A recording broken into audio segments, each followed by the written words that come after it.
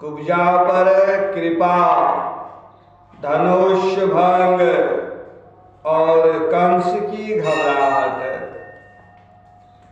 श्री सुखदेव जी महाराज कहते हैं राजा परीक्षित से, परीक्षित, इसके बाद भगवान श्री कृष्ण जब अपनी मंडली के साथ राजमार्ग से आगे बढ़े तब उन्होंने एक युवती स्त्री को देखा।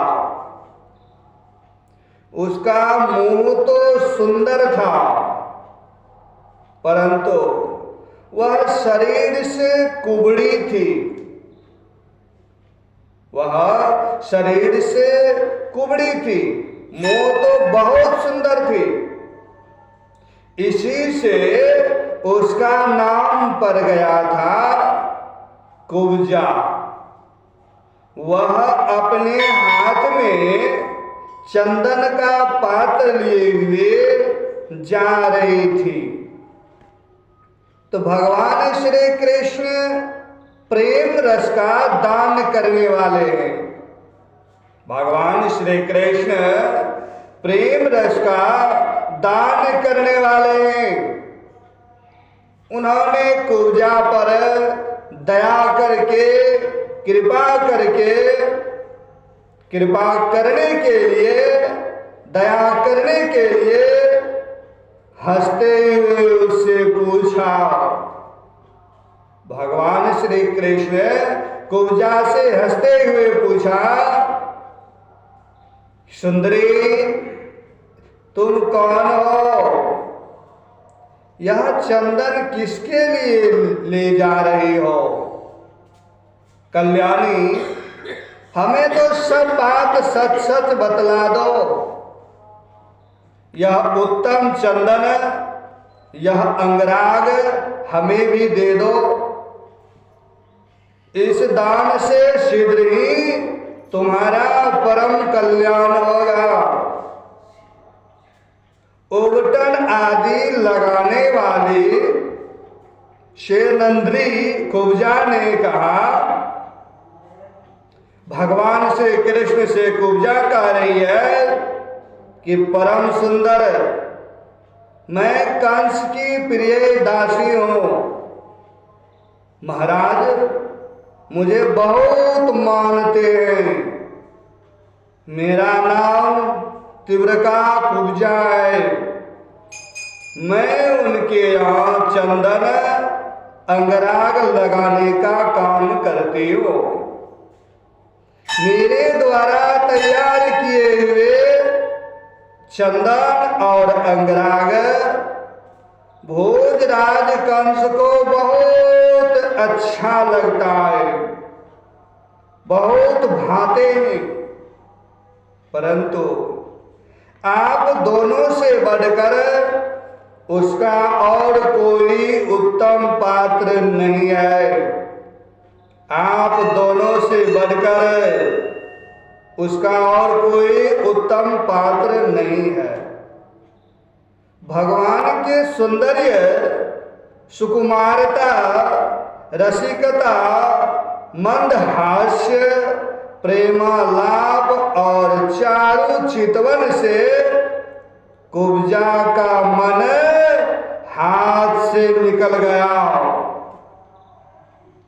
उसने भगवान पर अपना हृदय निछावर कर दिया।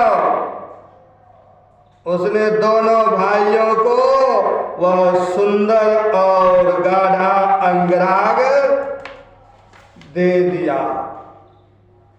तब भगवान श्री कृष्ण ने अपने सांवले शरीर पर पीले रंग का और बलराम जी ने अपने गोरे शरीर पर लाल रंग का अंगराग लगाया तथा नाभि से ऊपर के भाग में अनुर्चित होकर वे अत्यंत शोभित हुए।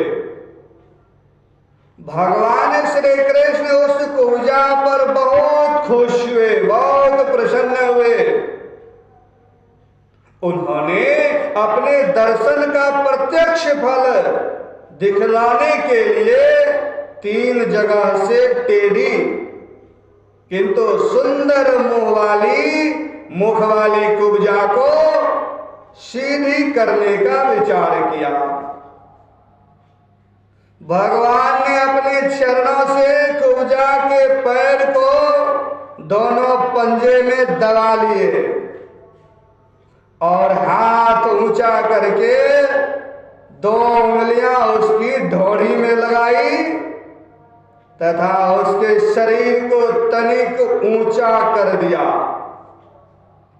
तनिक उचक दिया। उचकाते ही उसके सारे अंग सीधे और समान हो गए। प्रेम और मुक्ति के दाता भगवान के स्पर्श से वह तत्काल विशाल नितंब तथा 3 पयोधरों से युक्त एक उत्तम युवती बन गई, अच्छी हो गई। उसी क्षण कुब्जा रूप, गुण और उदारता से संपन्न हो गई। उसके मन में भगवान के मिलन की कामना जाग उठी। उसने उनके दुपट्टों का छोड़ पकड़ कर मुस्कुराते हुए कहा,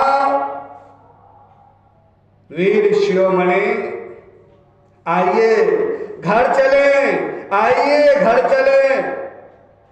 अब मैं आपको यहां नहीं छोड़ सकती, क्योंकि आपने मेरे चित्त को मथ डाला है।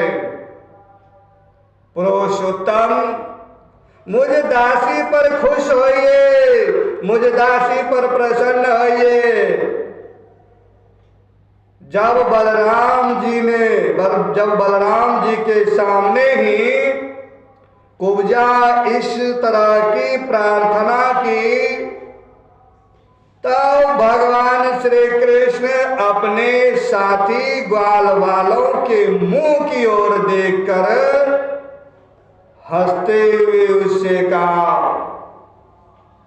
कि सुंदरी, तुम्हारा घर संसारी लोगों के लिए अपनी मानसिक व्याधि मिटाने का साधन है। तुम्हारा घर सांसारिक लोगों के लिए अपनी मानसिक व्याधि मिटाने का साधन है।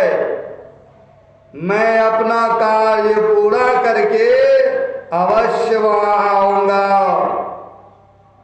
हमारे जैसे बेघर बटोहियों को तुम्हारा ही तो आसरा है।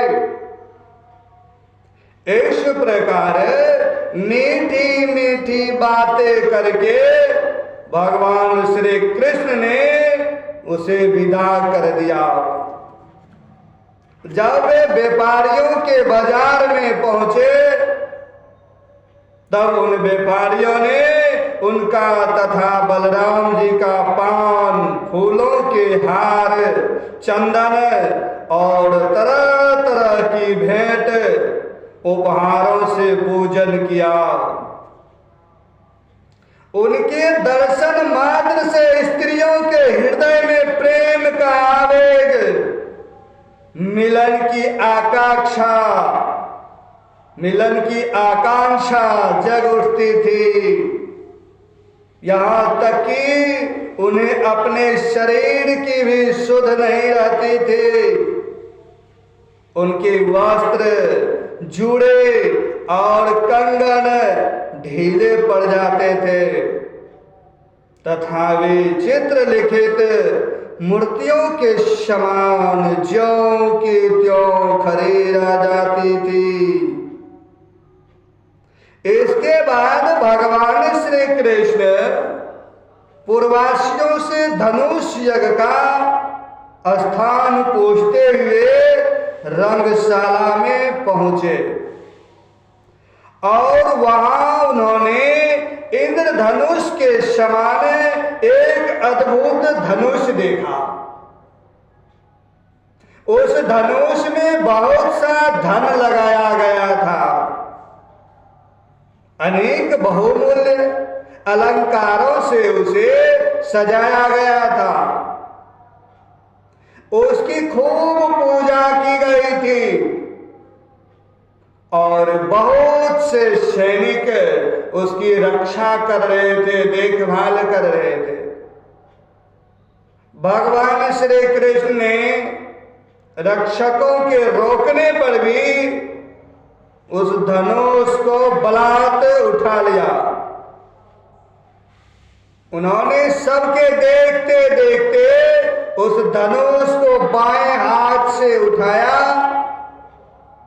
उस पर डोरी चढ़ाई और एक क्षण में खींचकर बीचों बीच से उसी प्रकार उसके 2 टुकड़े कर दिए।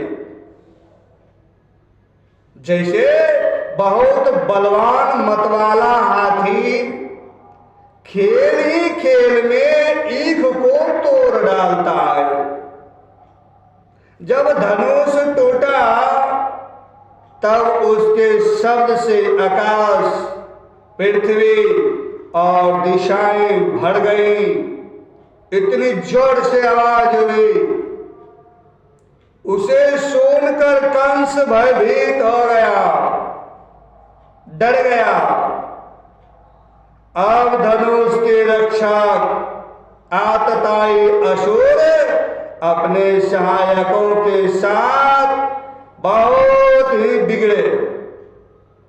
वे भगवान श्री कृष्ण को घेर कर खड़े हो गए और उन्हें पकड़ लेने की इच्छा से चिल्लाने लगे, पकड़ लो, पकड़ लो, बांध लो, जाने ना पावे, जा नहीं पावे।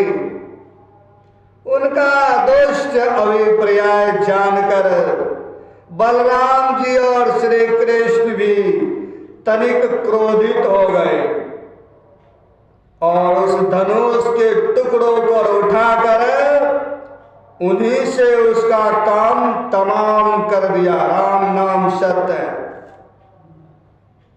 उन्हीं धनुष खंडों से उन्होंने उन असुरों की सहायता के लिए कंस की भेजी हुई सेना का भी संहार कर डाला। इसके बाद वे यज्ञशाला के प्रधान द्वार से होकर बाहर निकल आए और बड़े आनंद से मथुरापुरी की शोभा देखते हुए विचरने लगे। जब नगर निवासियों ने दोनों भाइयों के इस अद्भुत पराक्रम की बात सुनी और उनके तेज, साहस तथा अनुरोध को देखा, तब उन्होंने यही निश्चय किया कि हो ना हो ये दोनों कोई श्रेष्ठ देवता है। इस प्रकार भगवान श्री कृष्ण और बलराम जी पूरी स्वतंत्रता से मथुरापुरी में विचरण करने लगे।